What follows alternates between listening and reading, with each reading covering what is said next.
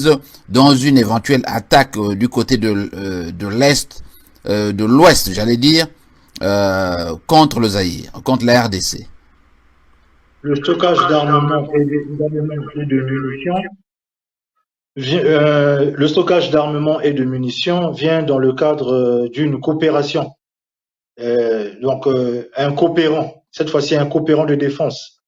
C'est de la coopération économique déguisée, et derrière la coopération économique, il y a un projet d'armement, il y a un projet de réarmement du Rwanda.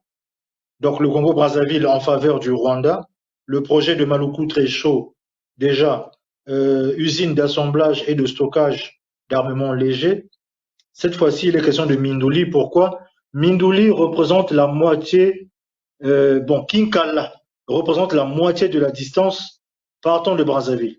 Donc Brazzaville, Kinkala, jusqu'à Mindouli, sur une ligne horizontale.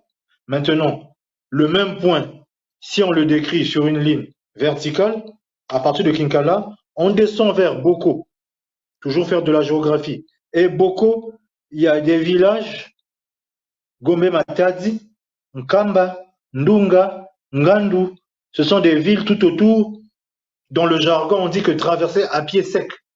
Il n'y a pas de mangrove, le début du fleuve est léger, il y a possibilité des pêcheurs, des travailleurs, des frontaliers, des saisonniers qui traversent là à pied sec. Et ce serait très facile du côté du Congo-Brazzaville qui appuie là le Rwanda, un des belligérants, de fragiliser la RDC, République démocratique du Congo. Si ce genre d'armement réussit à rentrer par Boko, donc au sud du Congo, partant de Mindouli, soit par voie fluviale, soit par flottaison. Vous avez là dans le territoire de RDC des armements venant du Congo-Brazzaville, à savoir que Congo-Brazzaville n'est pas le médiateur officiel. Le médiateur officiel, c'est l'Angola de João Lourenço qui fait l'équilibre des forces entre République démocratique du Congo et le Rwanda de Paul Kagame. Congo-Brazzaville, pour dire la vérité, va jouer en faveur de l'un des belligérants, en faveur du Rwanda, cette fois-ci pour asphyxier, pour détruire la République démocratique du Congo. J'ai débattu là-dessus il y a 2 semaines. Faisons quand même attention parce que normalement les frontières devraient être fermées.